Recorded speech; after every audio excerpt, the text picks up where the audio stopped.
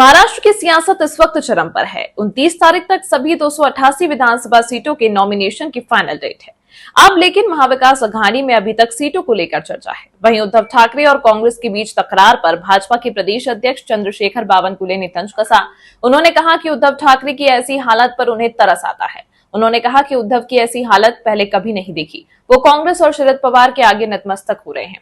यही नहीं, चंद्रशेखर बावनकुले ने यहां तक कह डाला कि महाविकास अघाड़ी मूलतः अनैसर्गिक होने से विदर्भ की सीटों के बंटवारे को लेकर जारी विवाद में उद्धव ठाकरे को कांग्रेस अपने सामने नतमस्तक होने पर मजबूर कर चुकी है। उन्होंने कहा कि भाजपा शिवसेना युति के दौरान हम लोग मातोश्री का ही सम्मान देते थे।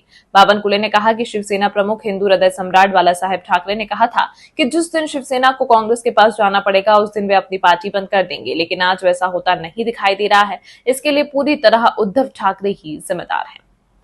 बावनकुले ने कहा कि कांग्रेस उद्धव ठाकरे को कभी स्वीकार नहीं करेगी और न ही कभी सहन करेगी।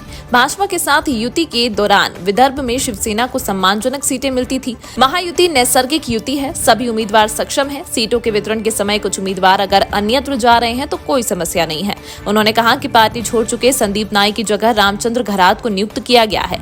अनिल देशमुख की प्रकाशित होने वाली किताब को लेकर बावनकुले ने कहा कि स्वयं का आत्मचरित्र लिखने पर उसे समाज की मान्यता मिलती है, ऐसा नहीं है। बावनकुले ने कहा कि आगामी विधानसभा चुनाव के लिए वे और देवेंद्र फडणवीस एक ही दिन नामांकन पत्र पेश करेंगे। साकोली से भाजपा का उम्मीदवार चुनाव लड़ेगा। उन्होंने कहा कि महायुति में शिंदे नाराज होने की खबरें कपोल कल्पित हैं। सीटों के बंटवारे को लेकर बातचीत लगभग पूर्ण हो चुकी है तथा 8 से 10 सीटों को लेकर चर्चा होना बाकी है। बहुत हाल खराब है उद्धव जी के। मुझे तरस आता है कि उद्धव जी ने ऐसी हालत क्यों कर ली। ये नेचुरल अलायंस नहीं है महाविकास आघाड़ी का, इनका कोई विचारों का अलायंस नहीं है। ये अलायंस केवल हमारे खिलाफ कोई युक्ति बनाने के लिए बनाया है। मोदी जी को विरोध करना है, विकास को विरोध करना है, देवेंद्र जी के विरोध में, अमित भाई के विरोध में एक अलायंस बनाया है।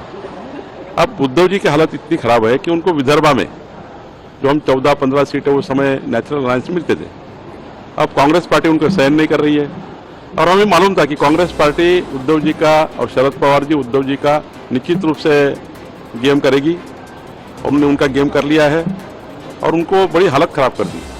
बहुत छोटी छोटी चीजों के लिए उद्धव जी को झुकना पड़ रहा है। यह खबर आपको कैसी लगी, हमें कमेंट करके अपनी राय जरूर दें। साथ ही इसी तरह की खबरों को देखने के लिए हमारे चैनल को अभी सब्सक्राइब करें। धन्यवाद।